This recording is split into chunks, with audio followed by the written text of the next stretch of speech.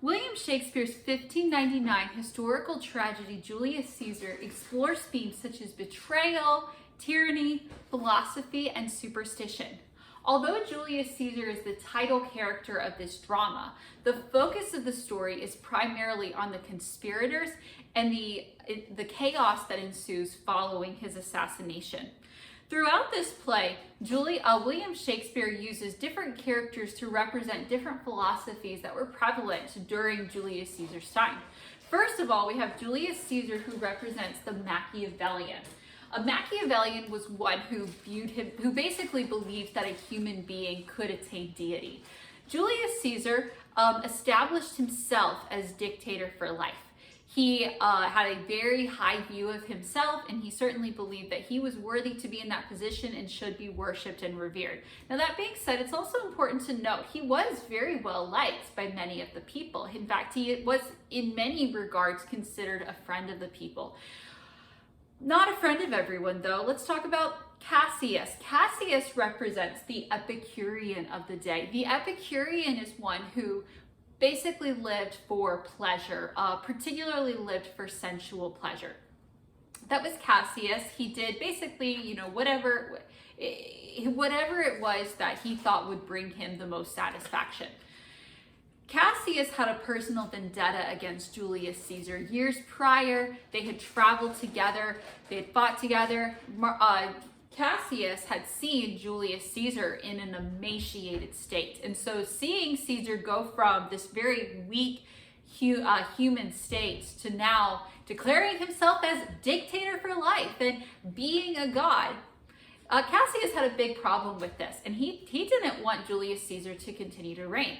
So he wanted to overthrow Julius Caesar. And to do this, he enlisted the help of Brutus. Brutus is the Stoic of this story.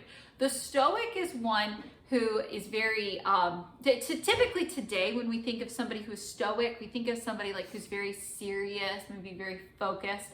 There's kind of a correlation between our modern thoughts about Stoicism and the Stoicism of this time. A Stoic during this time really was somebody who valued honor above everything else, particularly family honor. In some ways, this seems like a good thing. The downside of this is the pride that follows. Basically, to be able to get a Stoic to do what you wanted them to do, you had to appeal to his honor. And that's what happened with Brutus in this story. So Cassius begins devising this plot to overthrow Julius Caesar. Cassius recognizes that he personally does not have the popularity amongst the people for this to be a successful endeavor. So he knows that to get the people on his side, he needs to enlist the help of someone that the people trust. And that person is Brutus. So Brutus does join with Cassius and the other conspirators, and on the Ides of March, they all come together to assassinate Julius Caesar. Now, following the assassination, at Julius Caesar's funeral, Mark Antony and Brutus have a conversation with each other, and they both agree that they will speak. Mark Antony agrees that he will not publicly criticize the conspirators. So Brutus gets up and he gives this speech about how he really truly did love Julius Caesar, but he loved Rome more, and Caesar was just becoming too ambitious, and so they had to do something about it. And after that, the people completely believed Brutus until Mark Antony came up and he gave his famous speech. And Mark Antony effectively used sarcasm to make the conspirators appear to be the bad guys in this story. So then after that, the people sided with the conspirators. And ultimately, Mark Antony, Octavian, the people who were on their side, won the war. Brutus and Cassius both ended up taking their own lives. The literature that I studied about Julius Caesar primarily focused on views of some of the conspirators. And then also some of the literature I focused on talked about the connection between the historical events in Julius Caesar to Christ, to the time of Christ. So let's talk first about the conspiracy, what the literature I read said about that. So first let's focus on Brutus's betrayal. The one article that I read, it was by Yagmar Tatar. He wrote an essay called Not That I Loved Caesar Less, But That I Loved Rome More, The Politics of Friendship in Julius Caesar. He proposes that the way Shakespeare presents the play, the readers do not feel the need to condemn the conspirators. I have very mixed feelings about this, just to be totally honest. When as a 15-year-old, I understand not the Elizabethan audience, okay, but just as a 15-year-old, when I first read Julius Caesar, at the end of the play, I'll be honest, I was persuaded by Mark Antony's speech. I really was. I don't know if part of it was because you memorized Mark Antony's speech also in 10th grade, but to me, it was just not worth it to kill him. And I had classmates, though, who disagreed with that, and I understand why other people would disagree. In the end of the story, Mark Antony very sincerely does call Brutus an honorable man. And so I think that, in my personal opinion, I think that William Shakespeare kind of leaves it up to the viewers or the readers to decide that for themselves, which I think is very interesting. One author that I read, Murat Ogachuk, focused on the tyrannicide and basically the ethics surrounding this. I thought this was an incredibly interesting article. He pointed out that, so this play came out in 1599. He pointed out that many people viewed Elizabeth I as a tyrant, particularly the Catholics of that time. And I know that many of the American colonists also viewed Elizabeth I as a tyrant. And so he kind of proposes that there may have been some kind of political motive behind this play as it relates to the Elizabethan audience. I thought this was a very interesting thing to consider. I think that it is possible. One thing that Julius Caesar does show, regardless of what William Shakespeare's personal feelings were, the play Julius Caesar does show what happens when you overthrow a tyrant. Basically, another tyrant comes in its place. He wrote in his article that tyrannicide creates a power vacuum that leaves room for another tyrant to take over. And historically, we do see that is exactly what happens. When you have one bad guy that kills another bad guy takes over. That's typically how it works. Another article that I read focused on a different conspirator, focused on Cassius and on his envy. This person did a close look at the line about where he's described as having a lean look. And so he just really dived into that. He focused, this was Bradley Irish who wrote this article, Envy, Leanness, and Shakespeare's Julius Caesar. He pointed out different writers of the time, what they thought, how they used the word leanness. He also referenced in Genesis Pharaoh's dream about the lean kine. The lean kine represented the 7 years of famine that Egypt would go through. And so basically when Julius Caesar is looking at Cassius, he recognizes he's lacking something. He is wanting something. Part of what I thought was really interesting about this was it really provides a sharp contrast between, no pun intended, okay. A sharp contrast between Cassius's outward envy and Brutus's surprising betrayal. Then some of the articles that I read focused on the connection of the events in Julius Caesar to the coming of Christ. Aaron Kitch wrote an article called Shakespeare's Monstrous State, Divination, Typology, and the Book of Nature in Julius Caesar. I absolutely loved this article. It was really long. I will probably show parts of this article to some of my students this year. Probably not the whole thing. But at the climax of the article, he points out that the events in Julius Caesar paves the way for the birth of Jesus Christ. Julius Caesar was assassinated 44 BC. Octavian takes over, that is Caesar Augustus, and that's who would be in control when Jesus Christ is born, which I thought was just incredibly interesting. I loved seeing that connection right there, and I'll talk about that more when I get to classroom application. Angelika Zerker and Suzanne Rieker also wrote an article where they point out this correlation. I did not appreciate some of the points that they made. They associated Caesar's blood with Christ's blood. They said that Caesar's death is not merely a political spectacle, but that his blood is repeatedly sanctified and brought in connection. Here's where I have a problem: a connection with redemption and grace. I certainly do feel that William Shakespeare was trying to evoke thoughts of Christ from the audience, but I hold, based on other things that Julius Caesar said, particularly in his last will and testament, I think that Julius Caesar had the sacred view of the blood of Christ that you and I do. I don't think he would deliberately try to call the blood of Julius Caesar to associate it with redemption and with grace. I think that that is taking it further than what William Shakespeare intended, although I do think that he did purposely create parallels that were designed to evoke thoughts of Christ from the audience members.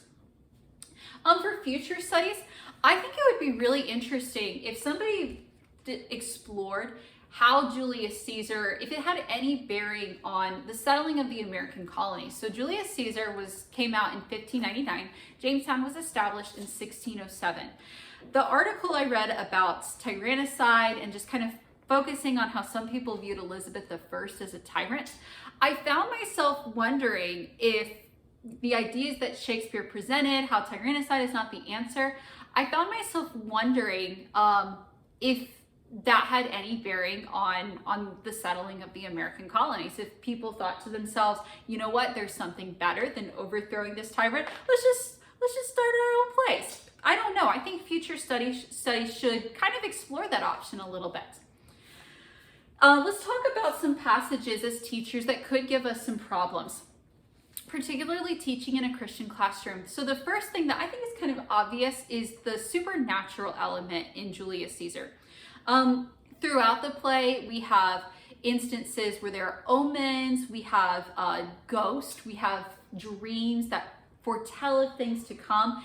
And, you know, for our students, for the parents of our students, this could give them some obvious caution, okay? So this is how I intend to handle it this year. I would say that the supernatural elements in this play, it showcases the depravity of the world before Christ. One thing that people are going to do when they write anything historical, they're going to try to give an accurate portrayal of the time era.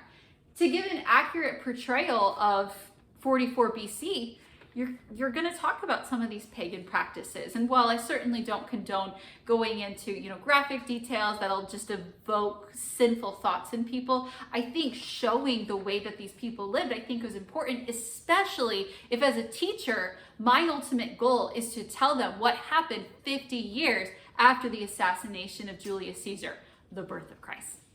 I want to, this year, what I intend to do is explain to my students, this was the world that Christ came into. This is what the world was like when Christ came. I think that really what it does is it shows us how bright the light of Christ was.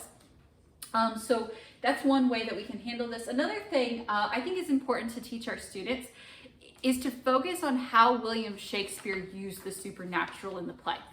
William Shakespeare's point in using the supernatural wasn't to try to teach us that, you know, that you can use these omens, that there are ghosts. That certainly wasn't his intention. His intention was to create dramatic irony. Keep in mind, the Elizabethan audience, as they're watching Julius Caesar, they're watching a play about a historical event that they were already familiar with themselves. And so it's not like there were necessarily like all these surprises and plot twists. Really, the intrigue of the drama comes from the characters' reactions and just, you know, seeing how people respond to certain situations. The dramatic irony really adds to that interest. And so he uses the supernatural, he uses things like ghosts to create that dramatic irony. Another thing that can be a problem for some of our students is this question: who is the savior of the story? Who are the good guys? Who are the bad guys? If I were to ask my students, who is the protagonist in Julius Caesar? Who is the antagonist in Julius Caesar? That would be a very difficult question to just give like a one-word answer to. As English people, I'm speaking to English teachers right now. We don't really have a problem with that. We kind of like a story where it's, we have to think about it more. But that's not who we teach. We teach the math-minded people. That's not in any way an insult to them whatsoever. But we teach the people who they want to know who are the good guys, who are the bad guys. They want very objective answers.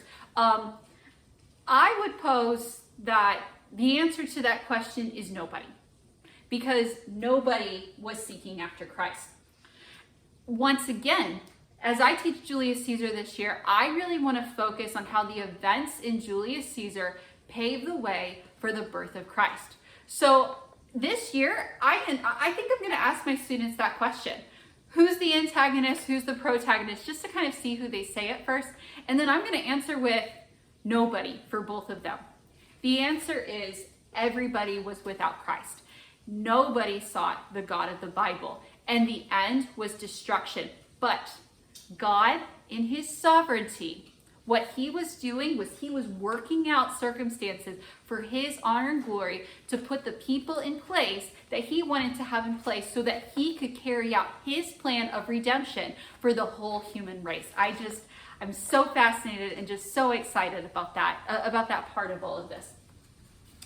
Let's talk now about why every high school English curriculum should include Julius Caesar in its canon.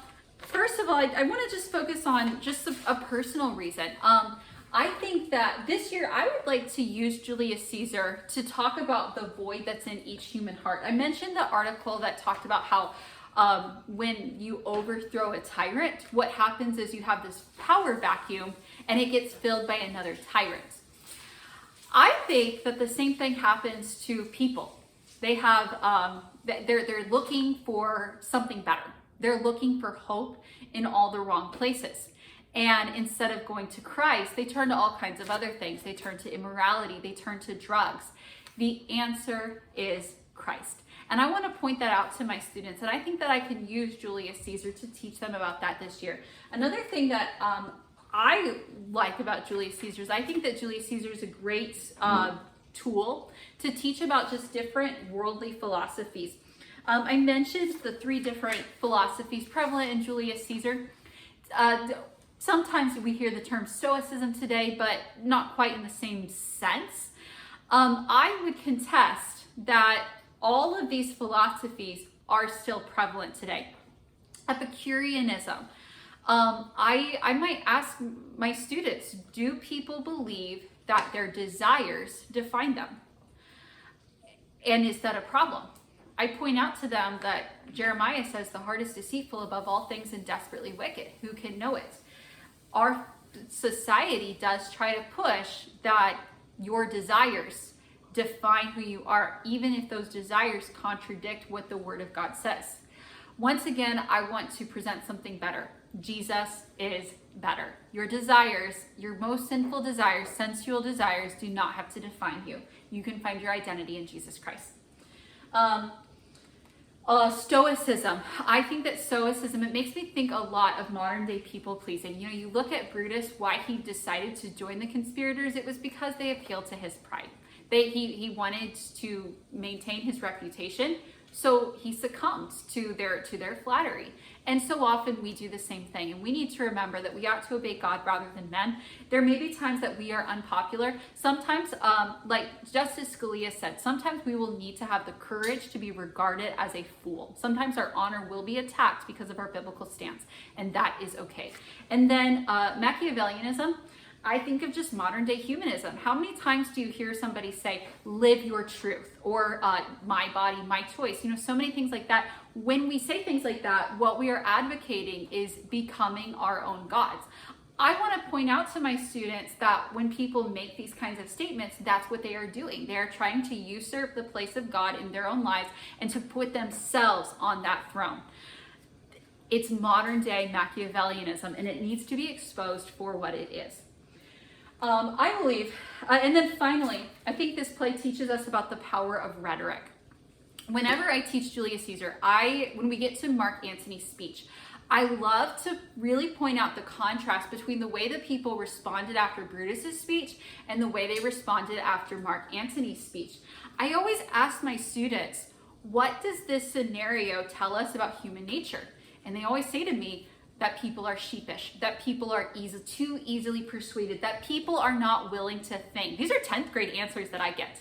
I love using this scene to teach my students to think both critically and to think biblically. This is an excellent scene for that. Julius Caesar provides the Christian school teacher with many opportunities to discuss relevant, important topics such as personal satisfaction, worldly philosophy, and biblical thinking. The conversations that stem from teaching this play give Christian school teachers ample opportunities to instill a biblical worldview in their students. Because of these important teaching points, Julius Caesar should be taught in any Christian high school.